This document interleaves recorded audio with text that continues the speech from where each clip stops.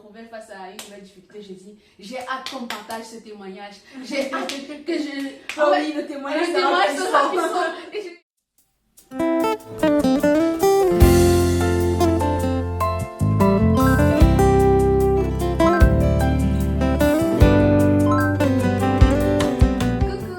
On est de retour pour la deuxième partie du témoignage de Linda. Et si tu n'as pas vu la première partie, je vais t'encourager à juste aller sur la playlist et tu vas retrouver la première partie. Et si tu es là pour la deuxième partie, mais bienvenue! Bienvenue fidèle! Pour ceux qui ne veulent pas forcément voir la première partie, à la première partie, la sœur Linda nous a un peu parlé de comment elle a renoué ses liens avec le Seigneur Jésus, comment elle a commencé ce chemin. Elle est passée par les eaux du baptême et malheureusement, je ne sais pas si je dis malheureusement, c'est pas le mot. Le mot malheureusement, je ne pense pas que c'est approprié.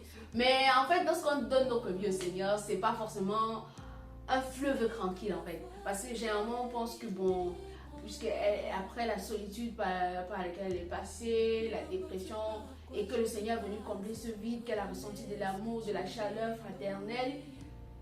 En fait, après je te dis, ça va, c'est bon, c'est parti pour le monde de bisounours, tout va bien se passer. Mais non, on est encore sur cette terre, on traverse encore des moments difficiles, des moments compliqués. Je pense que j'ai beaucoup parlé. Je vais la laisser vous expliquer ce qui s'est passé. Parce qu'il y a beaucoup de choses qui s'est passé juste après qu'elle obtient son master.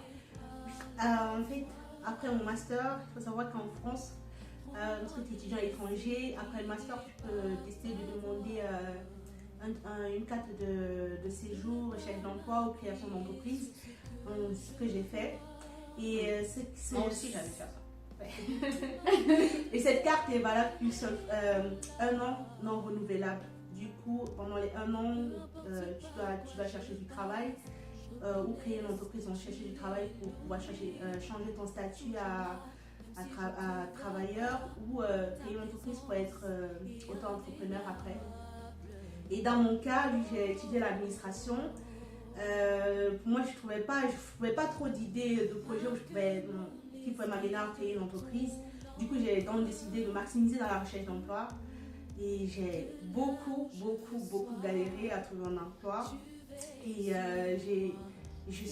en fait, heureusement pour moi, mes jobs étudiants m'ont permis d'obtenir une allocation chômage.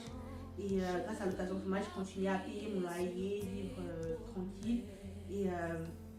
Et à un moment donné, mon titre de séjour allait expirer. Je n'avais pas toujours trouvé de travail. Après tout, les jeux de prière, parce qu'avant on me disait que non, 3 jours. Les autres 3 jours, ça fonctionnait du tricotage. Ouais. Du coup, cette fois-ci, je dis, bon, voilà, je refais encore les jeûnes de 3 jours, mais je l'ai fait en vain. Et je ne voyais pas vraiment, mais je voyais la main de Dieu dans ces temps. Je sentais que c'était difficile, mais je voyais quand même la main de Dieu. Et j'ai intégré une association qui m'avait promis me recruter, mais à la fin, ça ne s'est pas passé comme prévu. Et mon titre de séjour a expiré. Et du moment où mon titre de séjour expire, je ne sais pas quoi faire. Et je cherche quand même un rendez-vous à la préfecture, mais je trouve un rendez-vous en mars. Et du coup, je le prends quand même, parce que c'est pas facile de trouver un rendez-vous. Et je vais à la préfecture, je dis, ouais, finalement, j'ai trouvé un rendez-vous qu'en mars. Mais entre-temps, je fais comment? Ils m'ont donné un récépissé jusqu'à mon rendez-vous de mars, entre septembre 2022 en mars 2023. Du coup, le rendez-vous, tu l'avais pris quand tu étais dans l'association au moment oui. Tu avais cette promesse que... Oui, que j'avais cette promesse d'embauche et voilà, j'ai pris rendez-vous comme ça, le temps de finir, de conclure le contrat. Je vais déposer à la préfecture, mais au final, ça ne s'est pas passé comme prévu. Et durant cette période, j'ai encore maximisé à chercher un nouveau travail. Et à un moment donné, ça n'allait plus parce que mon allocation sur moi s'était arrêtée. Du coup, j'avais plus d'argent. Et je faisais des allers-retours chaque fois entre Brest et Paris pour passer des entretiens. Mais ce soldait pas très bien. Et ensuite, j'ai une cousine à moi un membre de ma famille qui m'a accueilli chez elle en région parisienne, afin que je puisse, en fait, que d'aller faire des va-et-vient chaque fois, de rester sur place, maximiser, trouver du travail et ensuite trouver chez moi. Et entre-temps, mars approchait à grands pas pour que j'aille à la préfecture déposer mes documents, mais je n'avais pas toujours trouvé de travail. Du coup, j'ai décidé de créer une entreprise. Cette période, j'ai créé l'entreprise. Ils m'ont donné encore un récépissé de 6 mois. Et pendant cette période, là, tu te retrouves avec 2 ans, quoi. Je me suis retrouvée avec un titre de séjour d'1 an. Je te retrouve sur le territoire pendant 2 ans. Pendant 2 ans, ouais, légalement. Mais par contre, le titre de séjour, le récépissé de création d'entreprise ne m'autorisait pas à travailler, à exercer une activité professionnelle salariée. Donc, ça ne m'autorisait pas à être salarié, mais juste à travailler pour mon entreprise. Mais voilà, l'entreprise c'était juste pour renouveler les papiers. Du coup, ce que j'ai fait, durant cette période, j'ai continué à candidater pour le travail. Je me suis dit, oui, si je trouve le travail, je vais changer mon statut pour passer à salarié. Et du coup, j'étais toujours, je ne pouvais pas travailler, du coup, je ne pouvais pas avoir de l'argent et tout. Et j'étais toujours hébergée chez ma cousine. Et à un moment donné, après 6 mois de cela, on a eu une altercation, ça ne s'est pas bien passé, j'ai dû partir de chez elle. Et quand je suis partie, je me suis fait héberger par-ci, par-là, j'ai dû quitter la région parisienne pour retourner en campagne. Et la campagne, ça ne marchait pas bien parce qu'en fait, je ne me retrouvais pas en fait, j'étais perdue, complètement perdue. Je voyais vraiment ma vie aller de pire en pire en fait, j'allais au plus bas, je me disais, mais je prie, mais tout ça, mais je ne vois pas pourquoi je vis tout ça en fait. Et après, je me suis souvenu d'un passage dans Exode où quand le peuple d'Israël, Moïse a sorti le peuple d'Israël de l'Égypte. Ils sont passés, dans ce passage, on disait qu'ils sont passés par la mer. Il y avait une autre route, mais Dieu les a guidés par la mer pour qu'ils ne puissent pas retourner en Égypte au moment de la difficulté. Du coup, je me suis dit, du coup, ça m'a parlé. Je me suis dit, oui, j'ai d'abord dit, j'aurais dû rester en Chine. Après, quand j'ai vu ce passage, j'ai dit, sûrement, Dieu, il m'a amené ici. Et il a fait en sorte que les frontières de la Chine soient bloquées. Comme ça, quand je serai en difficulté ici, je ne pourrais pas retourner en Chine. Je crois aussi que c'était aussi pour que tu le rencontres. Et c'était aussi pour que, justement, je me suis dit ça, que j'ai d'abord vu les choses comme ça, littéralement. Et ensuite, je me suis dit, et après, je me suis souvenue de mon baptême, de mon engagement avec Dieu. Et de là, j'ai dit non, je ne dois pas baisser les bras. Et également, tout ce qu'il a fait pour moi dans le passé. Et j'ai dit non, je ne vais pas baisser les bras. Du coup, j'ai continué à faire confiance en Dieu. Et quelques temps après, quand je suis retournée en campagne, j'ai reçu un coup de fil d'une entreprise qui me demande de venir passer un entretien. Après 2 ans. Oui. Bon, j'avais passé plusieurs entretiens et c'était toujours un entretien de plus. Oui. Bon, au départ. Oui. Au départ, c'était juste un entretien de plus. Ouais, c'était juste un entretien de plus. Et du coup, je suis allée passer l'entretien, mais dans cet entretien, je sentais, à l'intérieur de moi, je ne sais pas, j'ai l'impression que c'est le Saint-Esprit qui me disait c'est le bon. Et du coup, je suis allée passer l'entretien, mais après, rien. Silence radio pendant 1 mois. Et pendant 1 mois encore, silence radio. Et une amie m'a dit, viens, on va partir à une veillée de prière.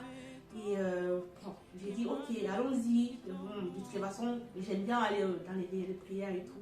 Puis je suis allée dans les veillées de prière, mais dans la veillée de prière, je faisais que prier pour ce travail. Je me disais que là, ma vie ne dépend Oui, ma vie ne dépend plus que de ce travail. Je disais à Dieu, ma vie ne dépend plus que de ce travail, Seigneur, parce que je ne sais plus quoi faire en fait. Je ne sais plus quoi penser. Je sais que tu ne m'as pas amené ici pour que je vive oui, j'ai vécu tout ça, je t'ai rencontré, tout ça, c'est bien, mais je pense pas que c'était ton plan ultime pour moi.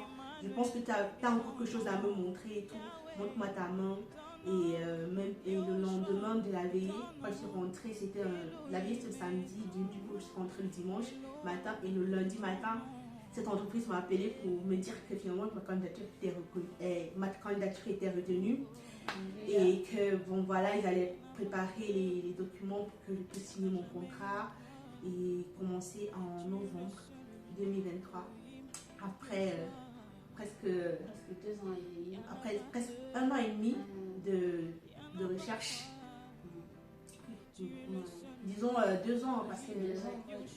et à partir de là, bon, j'ai vu vraiment la main de Dieu. J'ai vu la main de Dieu également pour mon changement de statut. Du coup, j'ai pu faire le changement de statut auto-entrepreneur, mais je suis passée à salarié. Et ça, c'est aussi un autre témoignage parce que mon changement de statut était assez spécial parce que les conditions n'étaient pas vraiment réunies. C'était pas vraiment réuni et c'était un risque de déposer ce document à la préfecture parce que ça pouvait me bloquer et ou bien me donner un OQTF, l'obligation de quitter le territoire français. Mais franchement, Dieu a été bon. Il m'a donné ce travail et il m'a donné mon titre de séjour salarié en moins de 3 semaines à la préfecture sans aucune complication, rien du tout. Waouh. Et après, pas seulement 6 mois, 1 an et demi, tu as pu voir le bout de ça. Après 1 an et demi de persévérance. Oui. Et cette période, ça a beaucoup forgé ta foi. Je crois que c'était une période où le Seigneur a vraiment pris le temps pour que tu entres dans les profondeurs, en fait, que tu le cherches plus, que tu connais le Dieu que tu sers, en fait, que tu puisses connaître vraiment qui tu sers. Et quand tu parles, parce que j'ai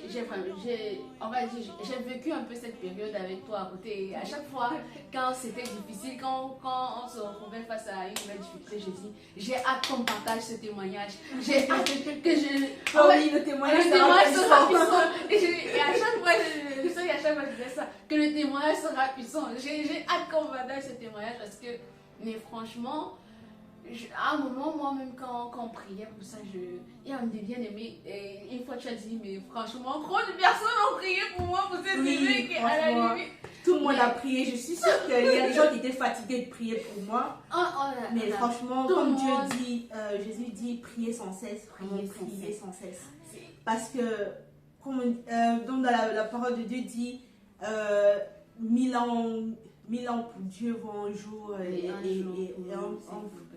Franchement, ça va prendre le temps que ça va prendre, mais si vous persévérez, franchement, Dieu c'est un papa d'amour. Amen. Dieu, c'est Dieu, quoi. On ne peut pas changer. Et ce que je veux vraiment dire, c'est que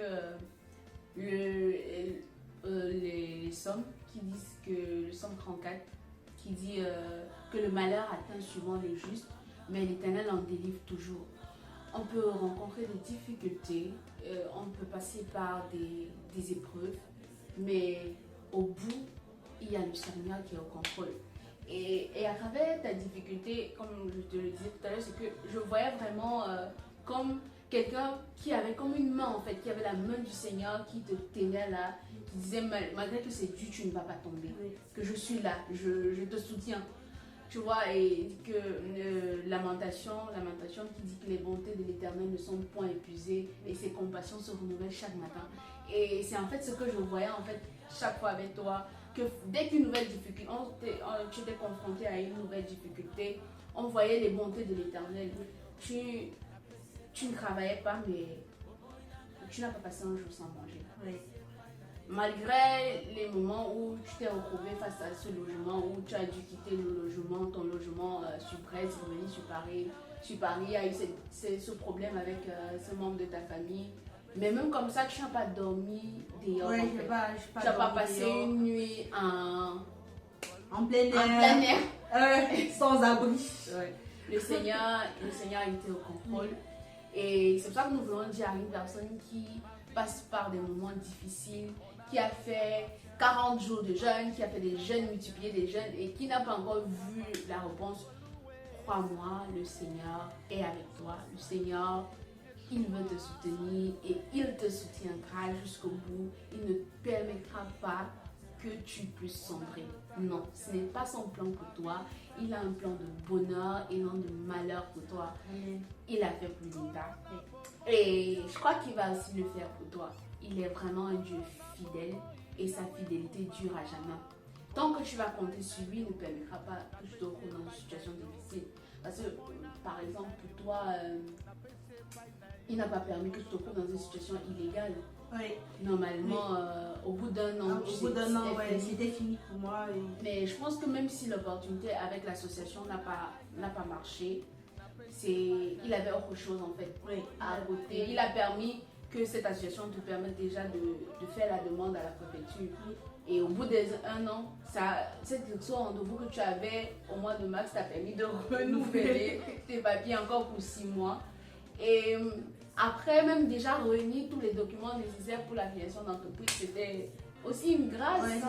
C'était une grâce qui a encore permis un autre 6 mois, encore pour pouvoir attendre que le bon puisse venir et que tu te retrouves à travailler où tu es.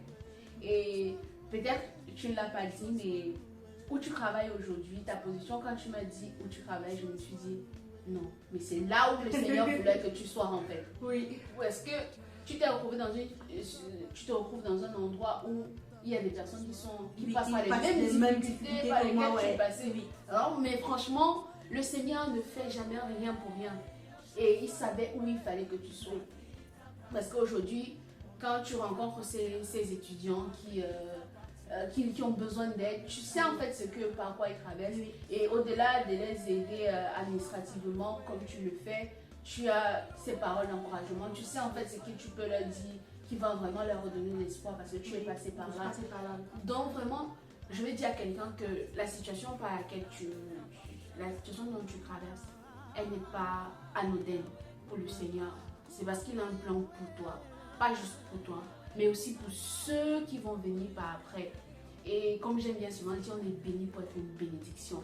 Donc, c'est en fait ça le but final du Seigneur, c'est faire une œuvre parfaite dans nos vies et aussi pour les autres.